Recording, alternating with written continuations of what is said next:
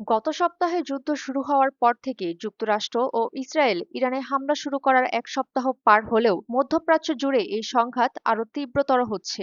শনিবার ভোরে ইরানের রাজধানীতে নতুন করে শক্তিশালী বোমাবর্ষণের ফলে নিহতের সংখ্যা বেড়ে দাঁড়িয়েছে 1332 জনে। মার্কিন সামরিক বাহিনীর সেন্ট্রাল কমান্ড জানিয়েছে তারা 28 ফেব্রুয়ারি থেকে ইরানে 3000-এর বেশি লক্ষ্যবস্তুতে আঘাত হেনেছে এবং 43টি ইরানি যুদ্ধজাহাজ ধ্বংস করেছে। মার্কিন প্রেসিডেন্ট ডোনাল্ড ট্রাম্প ইরানের কাছ থেকে নিঃশর্ত আত্মসমর্পণ দাবি করেছেন। তিনি স্পষ্ট করেছেন যে এটি ছাড়া কোনো সমঝোতা হবে না। ইরানের উপপররাষ্ট্রমন্ত্রী সতর্ক করে বলেছেন যে ইউরোপীয় দেশগুলো যদি এই যুদ্ধে যুক্তরাষ্ট্র ও ইসরায়েলের সাথে যোগ দেয় তবে তারাও ইরানের প্রতিশোধমূলক হামলার বৈধ লক্ষ্যবস্তু হয়ে উঠবে।